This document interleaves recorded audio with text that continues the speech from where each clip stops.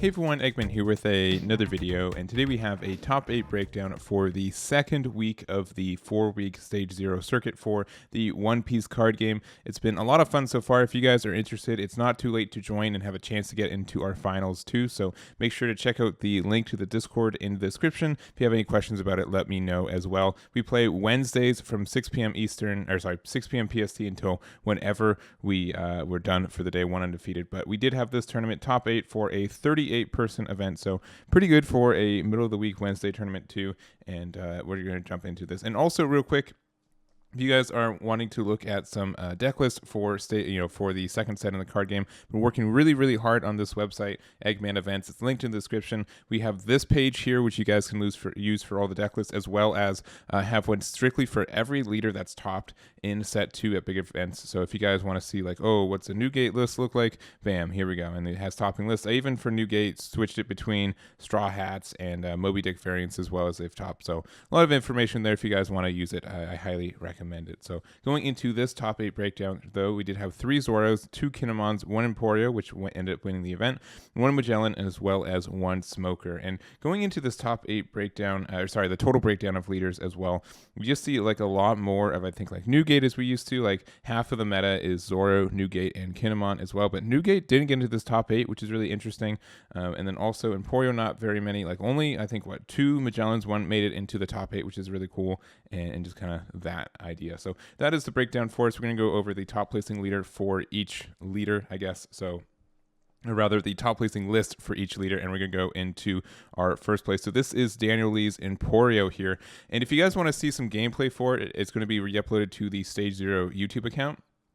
The finals are really close. Obviously, I'm spoiling it for it, but you will see like the first couple games and be like, man, how did Emporio win this? It looks like they're behind by such a margin, but definitely something Daniel was able to master and take control of and turn around. So very strong there as well. But going into Emporio itself, it's a really weird deck in a lot of ways, and it's basically, I would say like this is less of a deck builder's choice. There is probably like a good amount of RNG because the cycle and how it works and what time you see your cards, especially since like you have Don Quixote, Doflamingo, and Draco Mihawk in this list. And unless it's like your 7th or 9th turn, it's just like in a really bad spot. This deck also really wants to go first just because you do have a lot of good like odd number plays most of the time. And so if you go second, it's also pretty tough for you. But New Comet Land I like a lot. And I think two is pretty much where I see a lot of the topping list kind of end up on between. Like you really want to see this card, I feel like, a lot of the time, but at the same time, once you see one, you don't want to see it ever again. So you get enough cycle. It's just like sometimes when you get your draw 2 with Emporio, you don't want any of the dead cards in your hand, and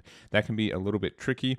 I also don't know. I like Perona in my builds too. I like to be able to do the top 5 stuff a little bit more consistently, but I understand why you wouldn't. I've been also seeing more of these Boa Hancocks and these. It's just because they're 1Ks and they can be blockers off of your security, which is pretty nice. Or sorry, your life in this game, which is pretty nice as well. And I don't know, like this deck is pretty understood how you build it. You put pretty much the whole archetype and a bunch of 2Ks in it, and you're good to go. There's not a lot of room for choices. It's a lot more of the pilot way.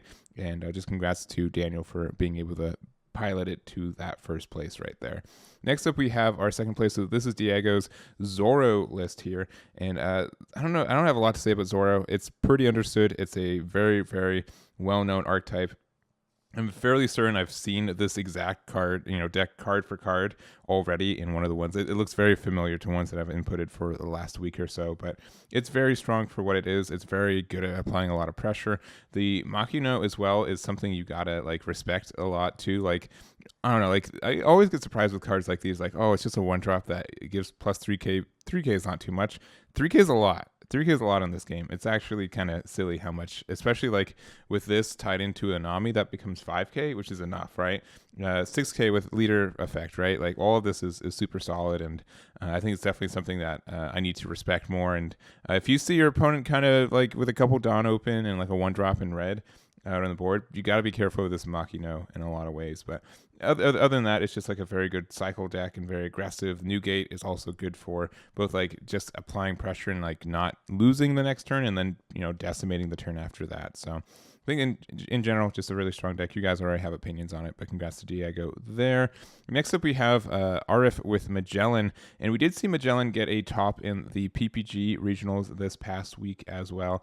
This list is looking almost if not exactly the same as that list. There's a lot that's very similar to it. I didn't do a one-to-one check, but it does remind me a lot of the list that did do well, especially like the Guild Cicero, the King, and the Queen at the ratios they are. Magellan at 4, Douglas Bullet at 3, and just everything else. But I mean, nothing wrong with that. I think the deck did very well for a reason. I think it has a lot of things that are very strong about it, and it's really interesting. This is going to be definitely something I'm going to be testing myself to see what I feel about the deck and how I like it and how it plays. But being able to give your opponent less Dawn, and honestly, like the Magellan leader effect too isn't like terrible for like a generic purple as well, which is nice. It's just like the only issue with purple is like a lot of the good cards are really leader locked to specific leaders, and there's not as many like openly good, purple cards. Like Queen is pretty good openly, and like King is okay at times, but there's not anything I would say as good as like Edward Newgate in red right now is very good, right? It's a very good super rare you always run, and can definitely change the shift of the meta or of the turn too. And purple doesn't, I feel like, have something generic like that either. So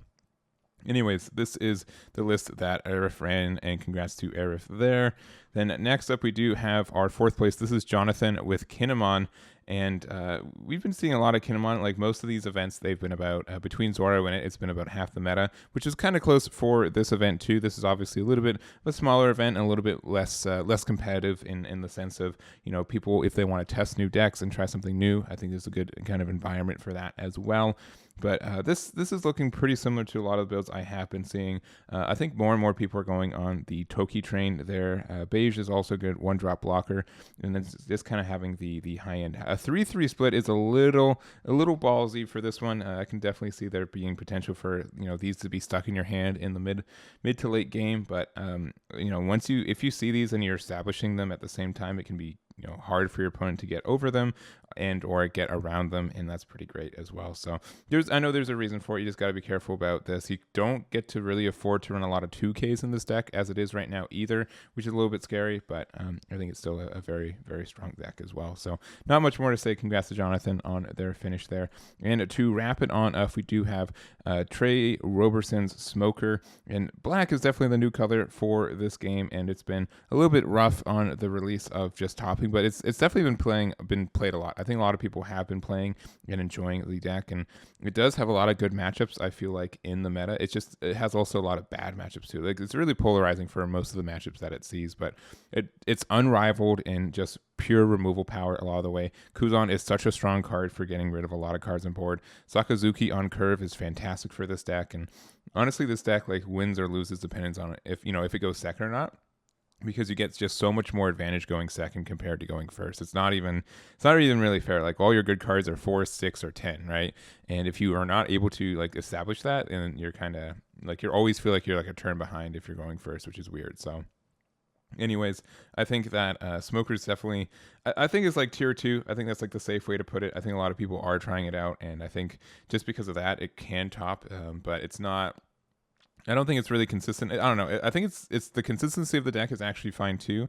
It's probably just like the consistency in some matchups that make it a little bit rougher for it as well. But I think it's cool. I think people continue to play it. I like to see it, and I like to see, honestly, like I like to see the new color being used, but not being broken, but not being the worst color. Like, you know what I mean? So I think that's a cool little balance for it too. But this is Trey's list here, and that is our breakdown for us today. Obviously, a little bit of a shorter video because it was just a Circuit Series event, but I hope you guys appreciate this. Again, make sure to check out Eggman events if you have not already. There's a bunch of just leaders. If you want a bunch of deck lists, or just if you need an idea of where to start for any of these, I think this is a really good resource for anyone just trying to get into the game. So that's going to be it for me. Thank you guys so much for watching. I really do appreciate it, and I'll catch you all next time.